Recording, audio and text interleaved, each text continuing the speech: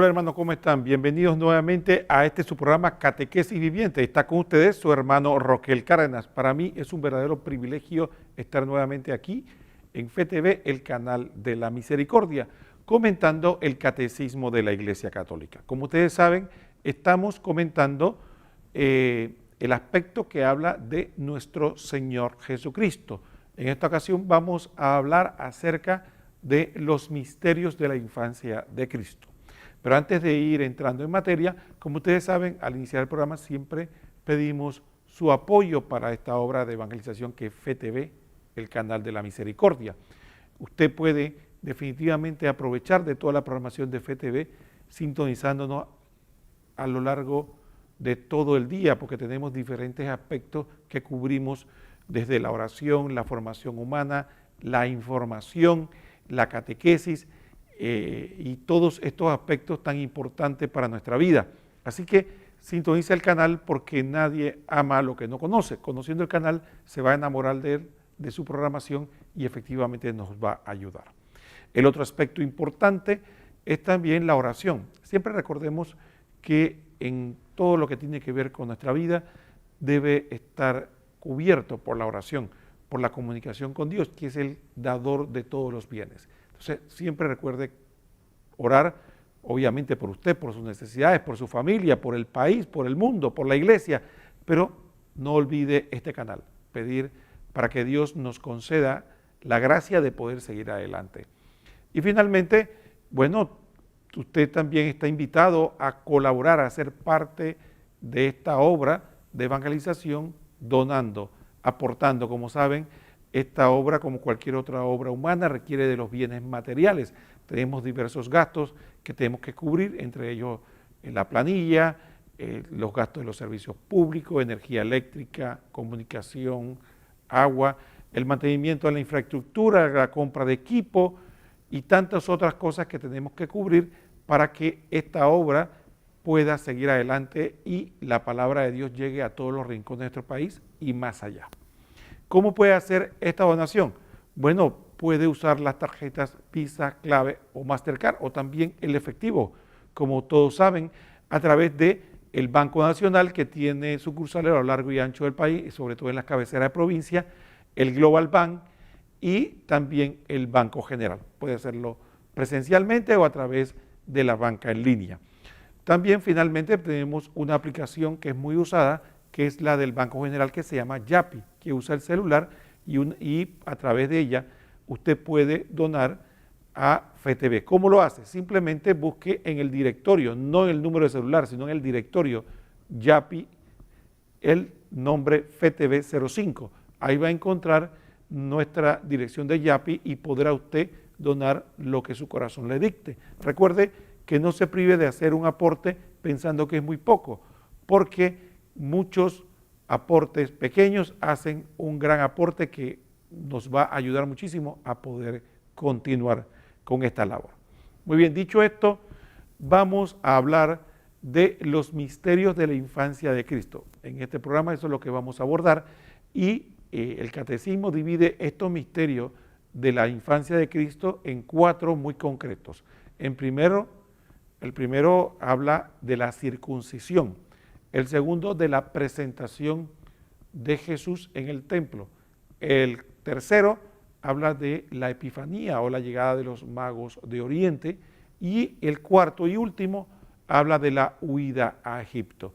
Cada uno de estos tienen aspectos significativos y los evangelios los recogen como una forma de enseñanza para nosotros.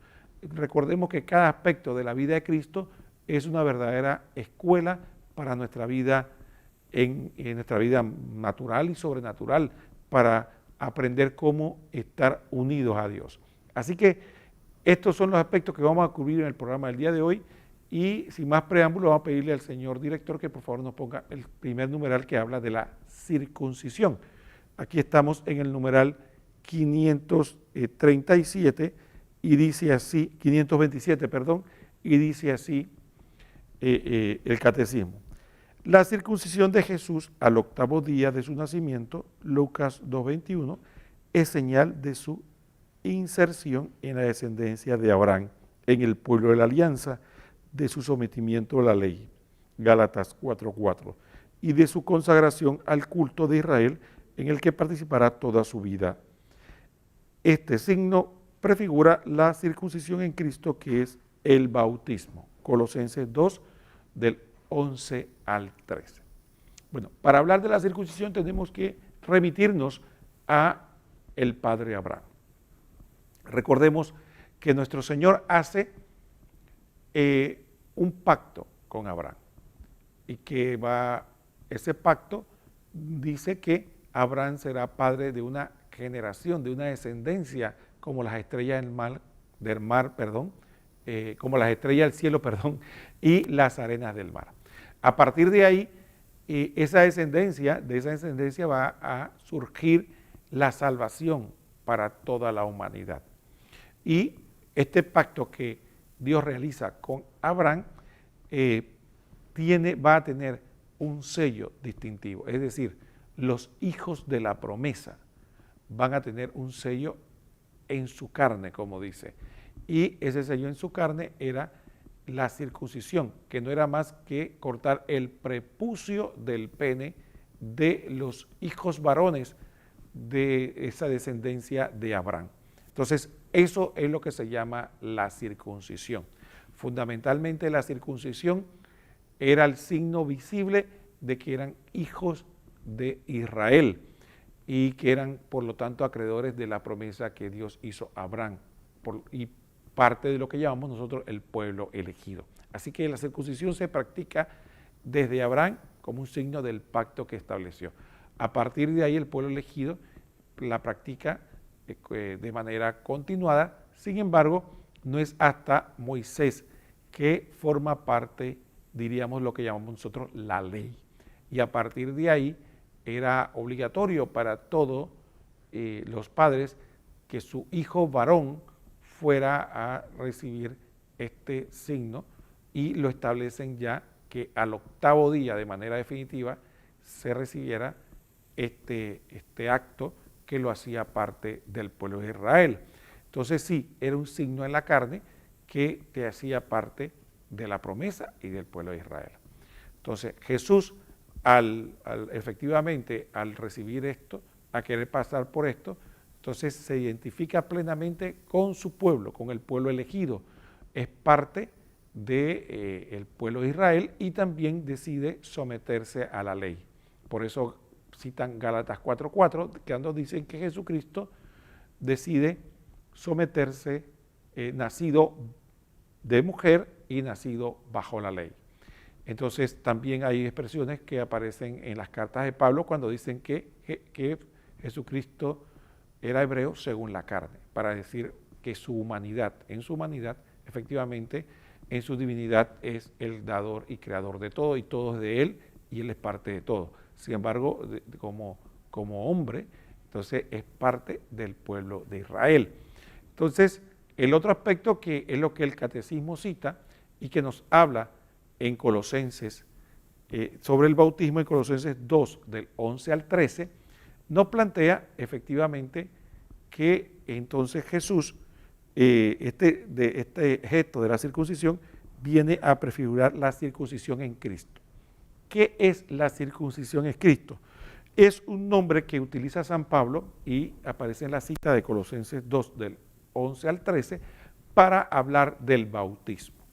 Entonces, a partir de ahí, Pablo enseña que ya una vez se da la nueva alianza en el nuevo pueblo, que es la iglesia, ya para pertenecer al nuevo pueblo, para ser parte de la promesa, para hacerse acreedor en los frutos de la redención de Cristo y por lo tanto convertirnos en hijos adoptivos de Dios en Cristo Jesús, nosotros lo hacemos a través de ¿qué? El bautismo.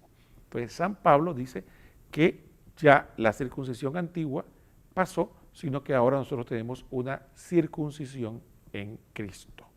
Entonces, esa circuncisión en Cristo fundamentalmente dice que es, San Pablo lo escribe, busquen el texto de Colosenses, habla de una circuncisión no quirúrgica, es decir, que no tenía una consecuencia física, no había un corte, no había una cirugía, una cicatriz, sino que era una circuncisión en el Espíritu. A través del agua recibimos nosotros el don del Espíritu Santo, como dice San Pablo, efectivamente, y nos plantea que es a través del agua que nosotros vamos a recibir. Sumergidos en el agua, vamos a recibir el don de Dios, el don del Espíritu Santo. De hecho, hay otras expresiones en las cartas de Pablo donde se habla de la circuncisión del corazón, para también dar a entender de que la pertenencia a Dios ya pertenece a un aspecto más de nuestra humanidad intelectual. Es decir, el corazón, recordemos que no quería decir necesariamente una operación de corazón abierto, la circuncisión, sino se refería fundamentalmente a ese simbolismo de que el corazón era la forma como en la Biblia se hablaba de nuestra inteligencia y voluntad. Y la circuncisión del corazón era la entrega que hacíamos nosotros en nuestra inteligencia y nuestra voluntad hacia Dios, cuando el Espíritu actúa en nosotros. Entonces, todos estos aspectos del término circuncisión son importantes para nosotros. Y el otro aspecto significativo es que ahí vemos indicios de la práctica del bautismo de niños. Recordemos, hay gente que cuestiona, por ejemplo, por qué bautizamos a los niños. Sin embargo, usted verá que en el Antiguo Testamento era costumbre que los miembros del pueblo de Israel no esperaban a la edad adulta para preguntarle si se circuncidaba o no, simplemente recibían la circuncisión porque era la promesa de Dios y era parte del pueblo. Entonces, cuando se hace el nuevo pueblo de Dios, viene San Pablo y hace esa comparación interesante y nos plantea el hecho de que efectivamente a través lo que reemplazó la circuncisión del Antiguo Testamento es el bautismo, y que el bautismo la circuncisión se practicaba al octavo día, y por lo tanto ahí vamos a tener efectivamente un bautismo. Entonces aquí, esto que aparece en pantalla, por ejemplo, más adelante podríamos hablar un poco de eso, sobre todo en la vida pública de Jesús, cuando se va a hablar del bautismo de Jesús, y había que hacer aclaraciones con respecto al bautismo de Juan y el bautismo cristiano, y eso va a ser interesante. Pero sí, nosotros nos estamos refiriendo, o San Pablo se refiere efectivamente en esta ocasión al bautismo que Jesús establece antes de ascender al cielo, cuando le ordena a sus apóstoles: vayan por todo el mundo y bauticen a toda criatura en el nombre del Padre, del Hijo y del Espíritu Santo. Entonces, ese acto que es el bautismo, que también San Pedro invita al pueblo arrepentido por su predicación en Pentecostés, su primer discurso, le dice: ¿qué tenemos que hacer, hermano? Dice: reciban el bautismo para que reciban el perdón de los pecados y se hagan acreedor a la promesa. Entonces, de esta manera vemos que la circuncisión es una prefiguración, es decir, es un acto que ya nos llamaba a lo que sería definitivamente el bautismo, y por lo tanto, si la circuncisión se hacía para los niños, San Pablo hace esa comparación, también era porque era una práctica común. Cuando había conversiones, obviamente, de los adultos, si había niños, también iban a ser partes de la promesa. Entonces, también aquí nos muestra un poco la mentalidad bíblica que del Antiguo y del Nuevo Testamento, lo que llamamos nosotros la tradición, cómo se hacen las cosas. Por eso es totalmente extemporáneo aquellas visiones que tratan de decir que la promesa de Dios a través del bautismo es a esperar la adultez, cosa que es totalmente fuera de la tradición bíblica, tanto del Antiguo como del Nuevo Testamento, sino que si hay algo bueno hay que darlo ya, no hay que esperarlo, igual que no esperamos darle cualquier beneficio que pongamos a nuestros hijos por el tema de la edad, sino que más que todo se lo damos de inmediato, y que más que el don de Dios se lo damos de inmediato. Así que ahí esta parte interesante que me he explayado un poco, porque es interesante la circuncisión como signo visible del pacto de la antigua alianza entre Abraham y su pueblo, y después entre la ley y los hijos de Israel, dado en la ley, y finalmente lo que nosotros tenemos en el bautismo. Cristo inicia permitiendo que sea circuncidado y después lo transmite a nosotros. Muy bien, ya se nos acabó el tiempo para este bloque. Vamos a hacer la primera pausa y después continuamos con este interesante tema.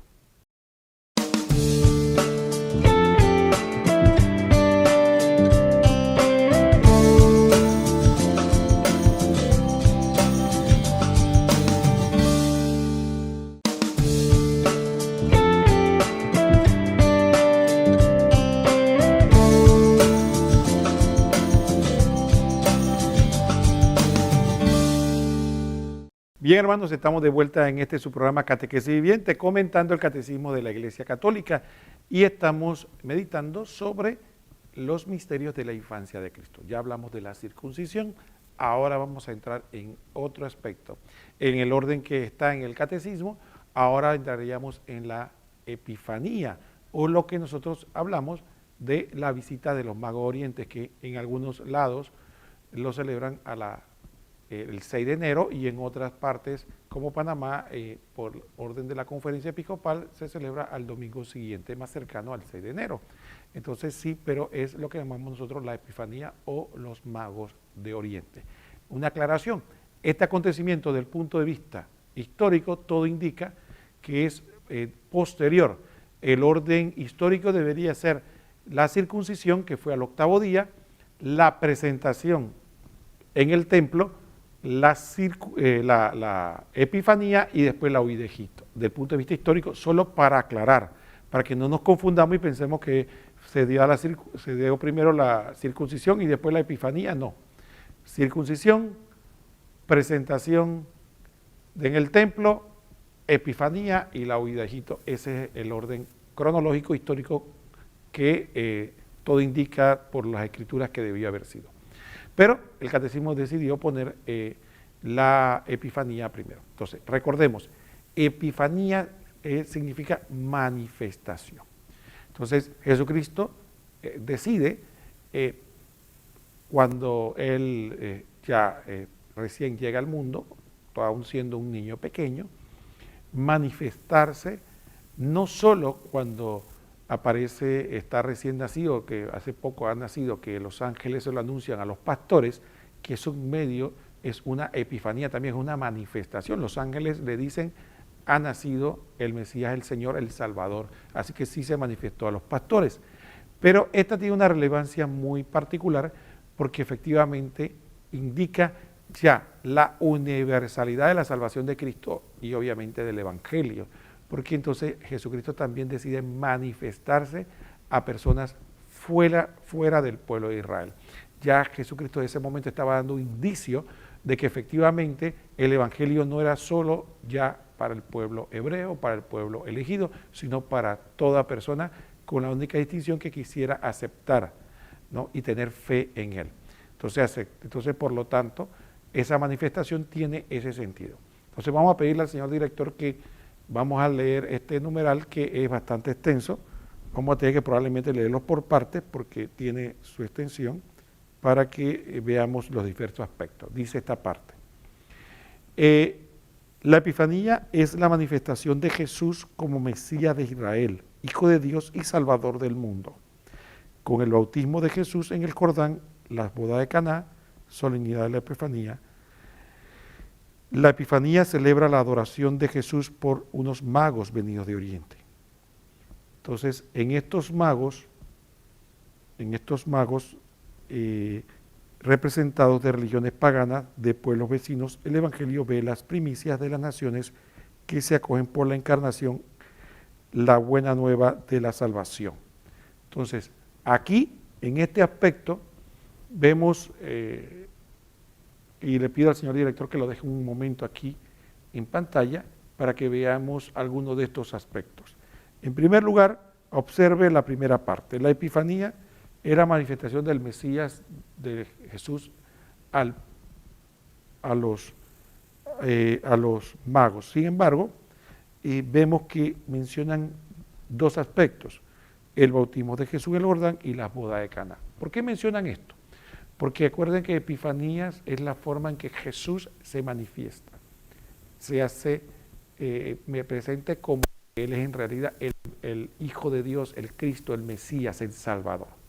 Entonces, si bien es cierto, cuando estaba niño se manifestó a los magos de Oriente, ya después, cuando Él inicia su vida pública, también se dan manifestaciones. Recordemos, hablamos de modo genérico que se dio una epifanía en el aspecto de cuando los ángeles le avisan a los pastores. Se da una epifanía cuando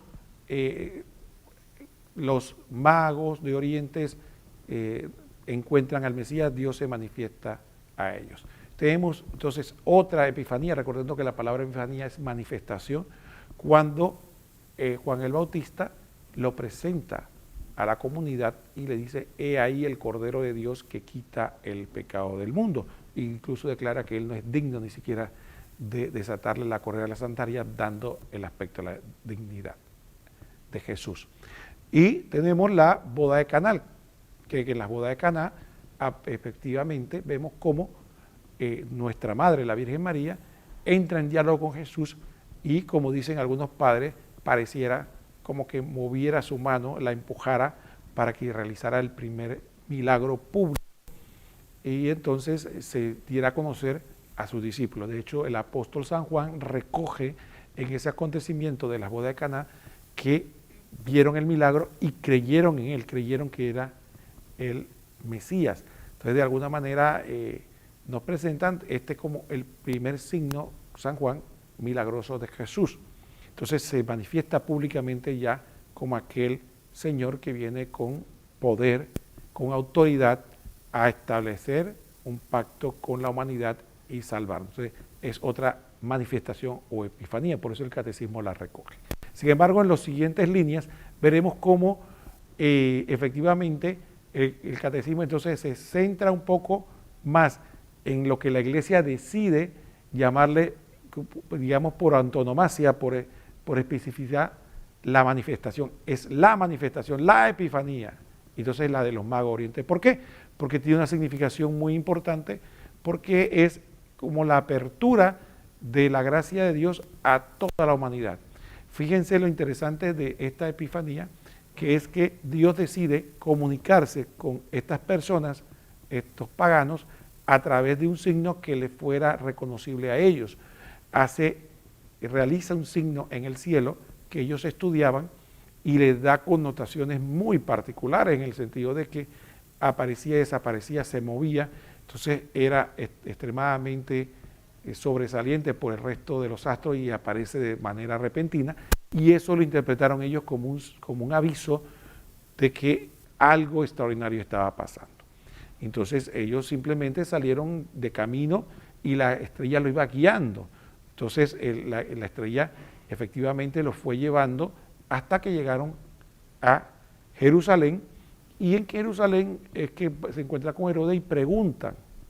Y a partir de ahí, después, cuando Herodes le comunica que las profecías decían, o a través de sus sabios, que era en Belén que debería haber nacido, entonces él se van hacia allá y encuentran al niño y su madre. Y si ustedes ven algunas traducciones, habla de que estaban en su casa, no hablan de ningún pesebre, porque algunas personas cometen el error de pensar que lo que aparece en Hollywood es lo que pasó, de que los magos llegaron, los pastores estaban ahí y de repente ahí mismo llegaron los magos con Jesús recién nacido.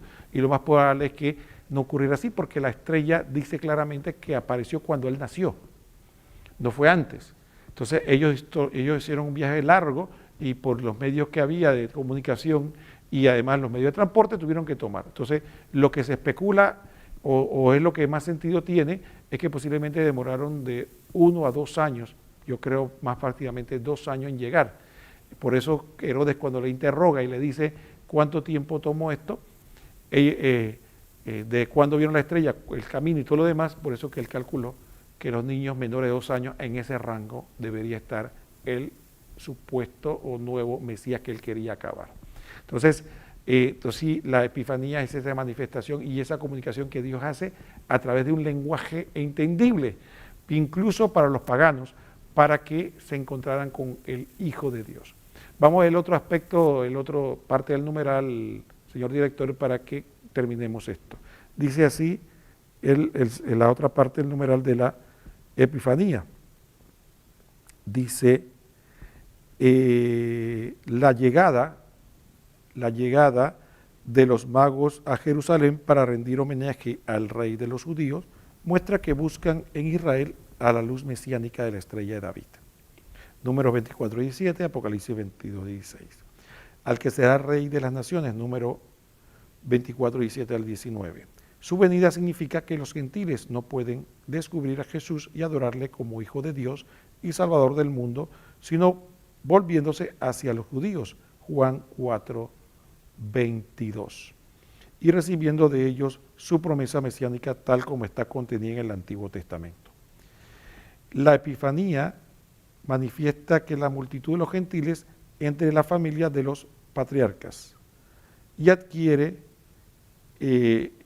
la israelítica dignidad, la dignidad israelítica, vigilia de oración. Entonces, aquí vemos que en este aspecto rico en contenido, que no tenemos suficiente tiempo para desgranarlo, quisiera destacar 3 aspectos muy concretos. En primer lugar, recordemos que la manifestación hace de que efectivamente ellos entren en contacto con la salvación a través del Hijo de Dios. El segundo aspecto importante que tenemos que vislumbrar está en el hecho de que la salvación viene de Israel, de hecho. Por eso los magos tienen que informarse de las profecías de Israel. Y esto nos presenta algo importante para nosotros. Nosotros, si bien es cierto, no somos israelitas en cuanto a la promesa, sí somos efectivamente, venimos de Israel. Por eso la iglesia llama a los hebreos nuestros hermanos mayores, porque a través de ellos es que nosotros entramos en contacto. San Pablo usa una terminología interesante, habla de que el olivo verdadero era Israel y nosotros nos convertimos en un olivo silvestre que fuimos injertados a Israel gracias a nuestra fe en Jesucristo. O sea, nos hicimos parte de todas las promesas que se le hizo a Abraham, a Isaac, a Jacob y a todo el pueblo de Israel a través de Cristo Jesús, porque Cristo Jesús viene a hacer a nosotros no solo en la unión de verdadero hombre con Dios a través de él, porque se hizo con uno de nosotros como hijo de Adán, sino que a través también de él, como verdadero israelita y también verdadero Dios, nos hace acreedores a ser parte del pueblo elegido en él, a través de la iglesia. Entonces, por eso nosotros lo llamamos el nuevo pueblo de Dios.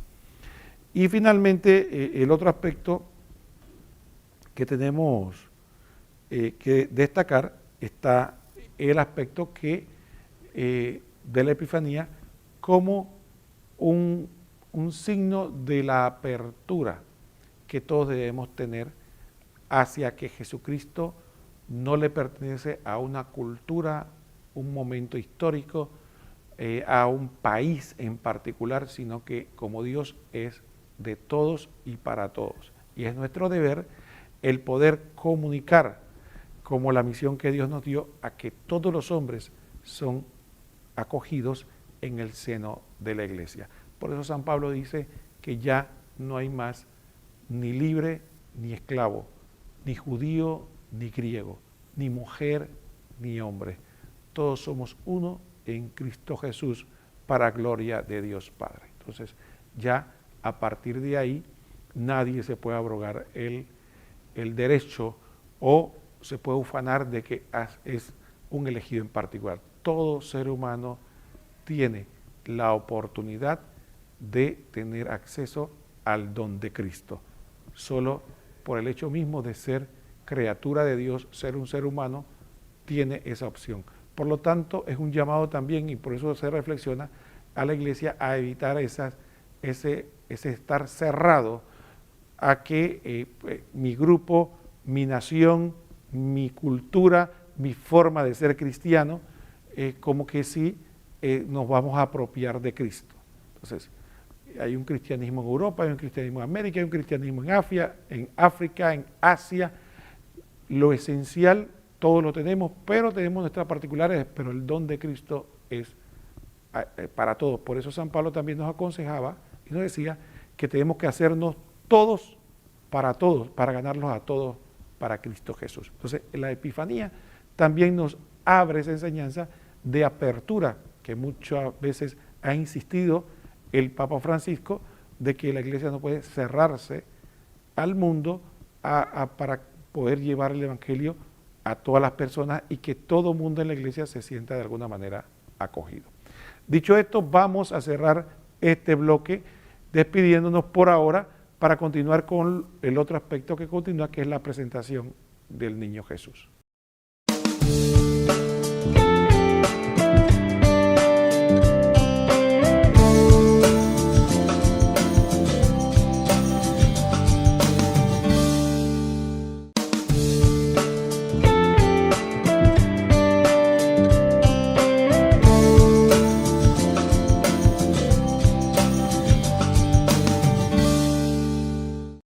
Muy bien, hermanos, estamos aquí en el tercer bloque de este programa Catequesis Viviente, comentando el Catecismo de la Iglesia Católica. Ahora vamos a entrar en el otro aspecto, que es la presentación del niño Jesús en el templo. Para tratar de explicar, ¿no?, para que no quede esto como a veces uno habla por pedazos, entonces para las personas, en beneficio, porque sabemos que en FETV muchos de nuestros fetevidentes son personas muy formadas y que efectivamente no necesitan esta explicación, pero en aras de algunas otras personas que tal vez están empezando o que no tienen este conocimiento, vamos a tratar de hacer una explicación. Cuando en Israel, ¿no?, nace un niño, se daba una situación de acuerdo a la ley, a la antigua ley. Uno era efectivamente que al 8º día el niño estaba efectivamente, lo hacían parte del pueblo de Israel, lo llevaban, le ponían un nombre, ¿no?, le ponían el nombre. Durante la circuncisión se hacía la circuncisión quirúrgica, que como expliqué era básicamente a los hijos varones cortarle parte del prepucio del pene, y entonces ahí, a partir de ahí, entonces con este rito se convertía en parte del pueblo de Israel por promesa divina. Se le ponía un nombre, pero habían dos situaciones. Había una donde había que ofrecerle, ¿no?, presentarle a Dios este nuevo hijo, y también eso coincidía de alguna manera en la que la mujer, por la ley mosaica, quedaba impura durante el periodo que era 40 días después de haber dado a luz. Esta impureza no significaba un pecado, no se trataba de un pecado personal, sino que era un término legal para decir, en pocas palabras, que la mujer tenía que mantenerse aislada, ¿no?, específicamente del marido sobre todo. Ese era el propósito. Tenía más connotaciones obviamente legales, religiosas, pero tenía más connotaciones que comprendimos después de salud. Por ejemplo, en la ley hebrea habían mandatos que para nosotros hoy día son común por asuntos de salud. Por ejemplo, ellos no iban después que venían del mercado de comprar, tenían por ley mosaica de lavarse las manos y hasta el codo para purificarse, decían ellos. Para nosotros diríamos asearnos. Por ejemplo, la mujer cuando tenía el periodo menstrual, que es algo natural en ellas, se declaraba impura, pero no porque fuera un pecado personal o que fuera impura frente a Dios. Era una forma de decir que el hombre no la podía tocar durante ese periodo. Eso se practicaba en la ley. Entonces, para aclarar que ese punto de impureza no era que se había dado algo que tuviera culpabilidad a la persona. Imagínense una mujer que quedaba impura por ahí a la luz, no es que quedaba en pecado, sino que eran medios que se utilizaban para que efectivamente se respetara, por ejemplo, el tiempo antes de que pueda cohabitar nuevamente con su esposo. Entonces, para declarar, como era un proceso legal, para declarar ese aspecto y se levantara esa impureza que era legal, entonces se iba al templo y se presentaba un sacrificio, que era un modo por el medio del cual se le daba gloria a Dios. Eso era un sacrificio que llamaban pacífico, un sacrificio que se ofrecía para la gloria de Dios. Y en esa época, ustedes verán que el texto habla de que se podía presentar una u otra cosa. La gente más pobre, como tenía plata para tener un cordero, entonces podía presentar 2 pichones, dice la palabra, ¿no? Entonces, presentaba lo más barato y eso se sacrificaba, y era un ofrecimiento. Y a partir de ese momento que se hacía ese sacrificio, legalmente la mujer quedaba ya totalmente pura desde el punto de vista legal y ya podía tener su relación. Entonces la Virgen María tenía que cumplir como cumplidora de la ley, igual que San José y su hijo Jesús, efectivamente entonces pasan por este proceso, y lo hago la aclaración para que primero conozcamos un poco el ambiente donde se dio esta situación, y también para que conozcamos también, porque hay gente que se confunde cuando antiguamente, ya no se usa tanto, pero antiguamente, y tenía sentido bíblico, hablaban de la purificación de la Virgen María, de hecho el misterio del Rosario, ¿no? Ahora le llaman la presentación del niño Jesús, porque la gente cuando escuchaba la purificación de la Virgen María dice, no es que es inmaculada, porque tenía que purificarse. Bueno, por las razones que acabamos de explicar, ¿no? Entonces, tenía este sentido. Entonces es importante, buscamos. Entonces, a partir de ese momento, se daban esos dos acontecimientos donde la mujer presentaba sacrificios, pero a la vez se presentaba a Dios, al Hijo, y este tenía particular sentido porque era el hijo primogénito. El primogénito no significaba que habían otros hijos, sino que era el primer hijo, fuera el único o hubiera más. Entonces, este primer hijo se consagraba a Dios. Entonces, la ley decía que me consagrarás todo primogénito, todo el que abre el seno materno, me lo consagrarás, animal o ser humano. Entonces era un sentido, era un consagrado a Dios, también tiene ese sentido importante. Entonces ese rito se hacía al octavo día de la circuncisión, después se hacía este rito a los 40 días después. Entonces se da y esto es lo que llamamos nosotros la presentación del niño Jesús en el templo, que es cuando en el texto bíblico aparece que la profetiza Ana y Simeón se encuentran con el niño y desarrollan estos llamados proféticos, reconociendo por gracia de Dios, el Espíritu Santo, que este era el Salvador. Entonces vamos a pedirle ahora sí, después de haber hecho este preámbulo, al señor director que pongamos el numeral para que leamos qué nos enseña el catecismo sobre este gran acontecimiento. Dice, la presentación de Jesús en el templo lo muestra como el primogénito que pertenece al Señor. Con Simeón y Ana, toda la expectación de Israel es la que viene al encuentro de su Salvador. La tradición bizantina llama así este acontecimiento. Jesús es reconocido como el Mesías tan esperado, luz de las naciones y gloria de Israel, pero también signo de contradicción. La espada de dolor predicha a María anuncia otra oblación perfecta y única, la de la cruz, que dará la salvación que Dios ha preparado ante todos los pueblos. Entonces, sí, aquí vemos que en el catecismo nos presenta y nos trata de manifestar varios aspectos. En primer lugar, ya lo mencionamos, que era el primogénito. El otro aspecto que encontramos es lo que Simeón profetiza. Entonces vienen varios aspectos, ¿no? Viene el aspecto de que Jesucristo va a ser luz de las naciones, gloria de tu pueblo Israel, pero también profetiza que una espada atravesará el corazón de la Virgen María.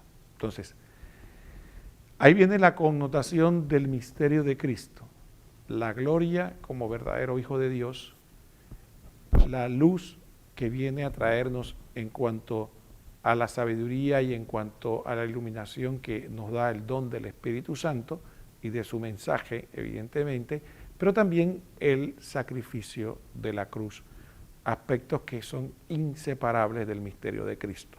Entonces, ya desde la niñez se tiene que tener presente de que el misterio de Cristo es uno.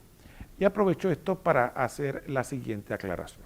Cuando se da la catequesis, muchas veces algunas personas critican, cuestionan cuando personas tienen una devoción particular de un aspecto de la vida de Cristo. Por ejemplo, hay gente que le gusta Jesús resucitado, hay otros que dicen que son más de Viernes Santo, incluso eso se ve hasta en la pastoral. Hay parroquias donde la Semana Santa tiene una connotación impresionante. Cuando me refiero son los acontecimientos de la pasión, muerte de Jesús. Pero la resurrección sí, celebran la Pascua, pero como que después los cincuentena pasa como muy desapercibida. Hay otros que son muy de la infancia de Jesús.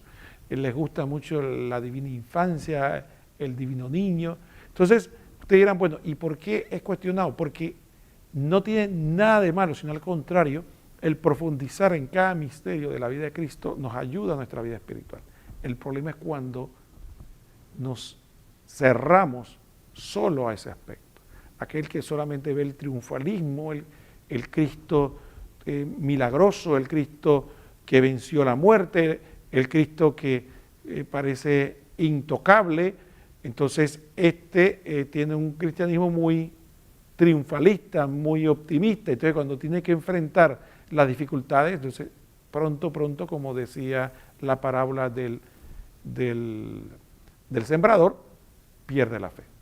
Aquel que solo ve el aspecto del Viernes Santo, del sacrificio de Cristo, entonces tiene un cristianismo muy lúgubre, oscuro, triste, melancólico, porque ve en la vida solo los aspectos de sacrificio, esfuerzo, y no ve la alegría del Evangelio, no ve el poder de Dios, no ve la providencia divina. Todo es, aquí estoy pasándola mal, pues, y viviendo una eterna cruz. Jesucristo no estuvo en la cruz toda su vida, Jesucristo estuvo en la cruz un momento de su vida. Entonces nuestra vida no es que es pura cruz, ¿no? Entonces todo el que ha vivido su fe sabe que Dios es bueno y Dios nos da momentos de prueba, pero también nos da momentos de gran alegría. Entonces nuestra vida no puede concentrarse en la oscuridad.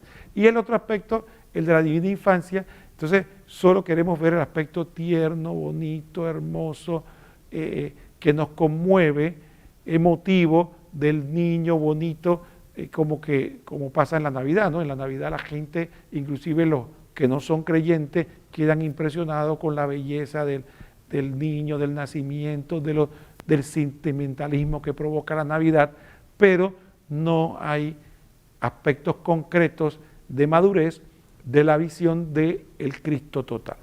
Entonces aquí tenemos que vislumbrar entonces que en este aspecto que nos habla el catecismo, nos habla de que tenemos que ver al Cristo total, al Cristo que es glorioso, poderoso, maravilloso, portentoso, impresionante, la gloria de Jesús.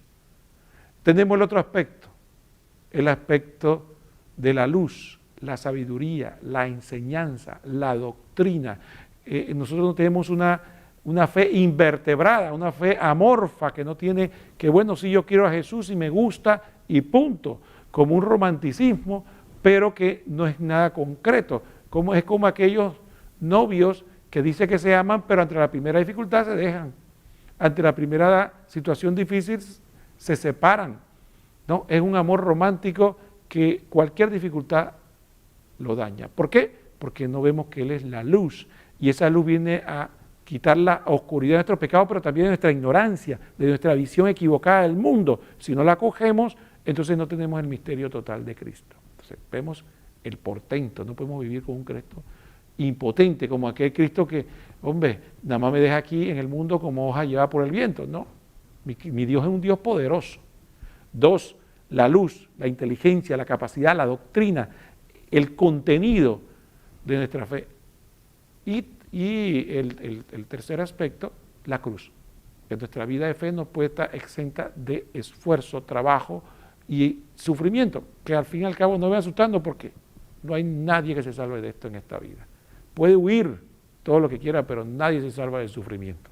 Entonces, ahí efectivamente el Cristo total. Entonces, cuando usted tenga una devoción por el divino niño o le llama la atención el Cristo de la cruz, o le llama la atención el Cristo glorificado, o le llama la atención el Cristo de la vida pública que sanaba a la gente, que liberaba el dolor, perfecto, pero no olvide el Cristo total. No empequeñezcamos. Entonces, por eso, un pequeño resumen que nos presenta en esta profecía de Simeón desde el inicio, entonces nos presenta a este Cristo total, que es tan importante que tengamos esa concepción para no dejarnos llevar. Usted solamente tiene que ver que muchas veces ese desequilibrio lo encontramos en las personas. Hay personas que cuando usted conoce, son personas comprometidas en la iglesia, pero tienen temperamento y un aspecto oscuro y lúgubre. O si no, tiene un aspecto malhumorado, pareciera que la vida le ha quitado algo, todo el tiempo es molesto. Es molesto porque va a la misa y las flores no están, molesto porque la vela se apagó, molesto porque fulano está vestido de tal manera, molesto porque la homilía no me gustó. Todo es molestia. O sea, ahí vemos un poco la espiritualidad, ¿no? La espiritualidad que uno va desarrollando que no ve el misterio total. O gente que de repente es muy devota, pero apenas tiene una dificultad, una situación, entonces comienza a preguntar dónde está Dios, porque no tiene claro que Dios nos ama, pero si amó entrañablemente a su Hijo y pasó por la cruz, como nosotros no vamos a pasar por la cruz. Pero nunca vamos a ser tentados sobre nuestra fuerza, no va a dar una cruz que no podamos cargar. Y finalmente, aquel que es pesimismo impresionante. Sí, es verdad que no hay empleo, la situación está dura, estamos en una situación de recesión, qué sé yo, tantos problemas que pueda tener en mi vida social o personal, pero entonces tiene un Dios impotente, pues. Entonces Dios no puede hacer nada. Lo que Dios quiere es que yo me la aguante aquí, porque ni le pido ni tengo fe que Él pueda hacer. Jesús decía, ¿tiene fe? Y le preguntaba a la gente antes de que recibiera un favor si tenía fe. Entonces eso es para que hacer este resumen de que Simeón nos llama de la gloria del Mesías, de la luz de las naciones y también de la espada que va a atravesar el corazón de la Virgen y también nuestro corazón. Muy bien, vamos a hacer la tercera pausa del programa y vamos después con el segmento final.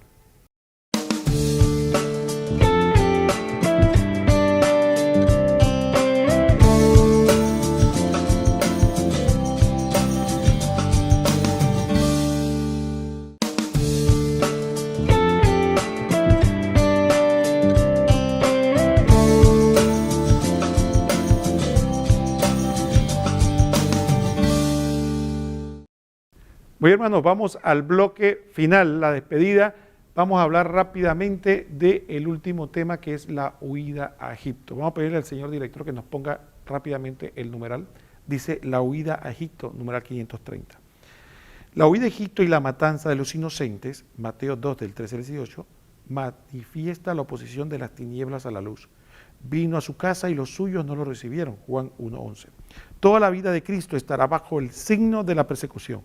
Los suyos comparten con él, Juan 15:20, su vuelta de Egipto, Mateo 2:15, recuerda el Éxodo, y presenta a Jesús como el libertador definitivo. Muy bien, yo quisiera centrarme en estos minutos, sobre todo porque en los dos últimos aspectos tienen mucha riqueza y se podría hablar mucho más de ello. Sin embargo, quisiera centrarme solamente en el aspecto de la contradicción. O sea, la matanza de los inocentes, de los santos inocentes que celebramos nosotros el 28 de diciembre y también, o conmemoramos el 28 de diciembre, dice el catecismo, manifiesta la oposición de las tinieblas a la luz. Vino a su casa y los suyos no la recibieron, pero generalmente nosotros cometemos un error. Nosotros no nos damos cuenta de que esa oscuridad que se resiste a Cristo muchas veces está en nuestro corazón. Entonces, sí, vemos la oscuridad afuera, Herodes, los fariseos, el imperio romano, o esta sociedad, decimos esta sociedad maltrecha que no quiere aceptar a Dios, pero lo que no queremos admitir que esa lucha de la luz y la oscuridad está primariamente en nuestro corazón. Y vino a los suyos, y vino a nosotros, a nuestro corazón, y nosotros no lo recibimos. Entonces, cuestionémonos, antes de estar cuestionando la oscuridad del otro, cuestionemos nuestra propia oscuridad. ¿Qué aspectos de nuestra vida están oscuros y por lo tanto rechazan la luz de Cristo? No quiero, yo me aferro a mis cosas, a mi pecado, a mi forma de ser, y cuando Cristo lo ilumina, entonces simplemente lo rechazo. Entonces esa batalla está en nuestro corazón. Y evidentemente también en el mundo. Vemos una sociedad cuyos valores aparentan decir que creen en Dios, que siguen a Cristo, pero es pura apariencia.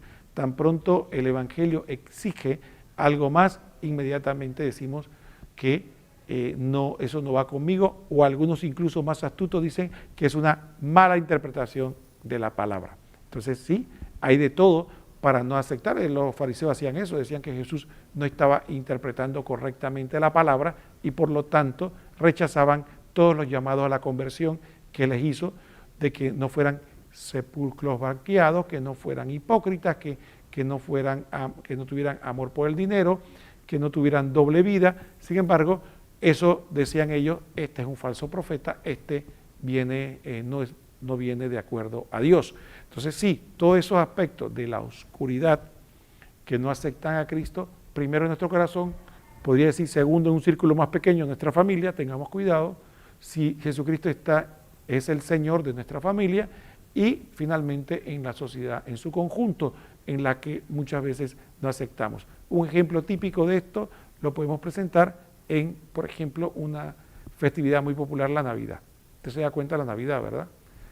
Piense un momento cuántas personas no dicen que celebran Navidad, pero sin embargo no quieren hablar de Cristo, hablan de felices fiestas, pero quieren celebrar Navidad.